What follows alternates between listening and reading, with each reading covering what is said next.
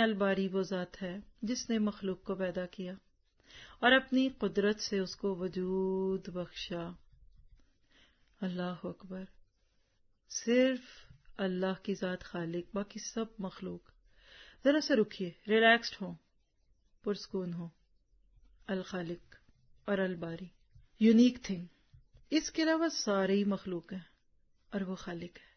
آپ اللہ تعالیٰ کی اس کیفیت کو اور اس خوبی کو اگر محسوس کریں نا تو آپ کا دماغ ایسے گھومتا ہے کہ آپ کہتے ہیں میں کدھر جاؤں، میں کدھر دیکھوں، میں کیا کروں.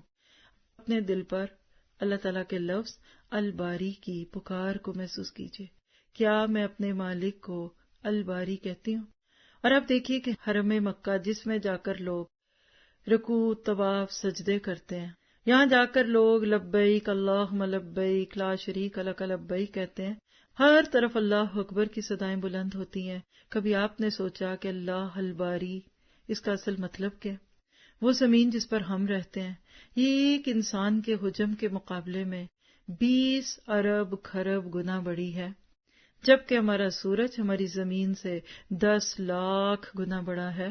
جی 10 لاکھ گنا بڑا. اور ایک مشہور ستارہ ہمارے سورج سے بھی 50 لاکھ گنا بڑا.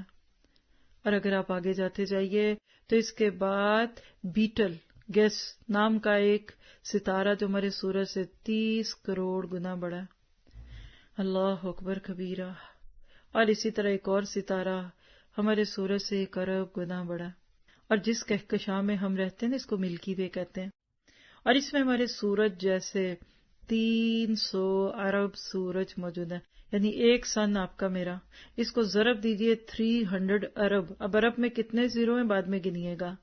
اتنے سورج اس ایک میں گر جاتے ہیں. جی. اور یہ کہکشاں اتنی بڑی ہے کہ اگر ہم کسی ایسی چیز میں سوار ہوں جو 1 سیکنڈ میں 3 لاکھ کلومیٹر کا فاصلہ طے کرتی ہو، یعنی 1 سیکنڈ میں زمین کے 7 چکر لگانے والا ہو، تو اس کو بھی ہماری کہکشاں کو پار کرتے کرتے 1 لاکھ سال لگ جائے گا. جی یہ ہے الباری. دیکھیے ایک ایک چیز اس نے کیسے بنائی. اللهم بلغنا رمضان، اللهم بلغنا رمضان.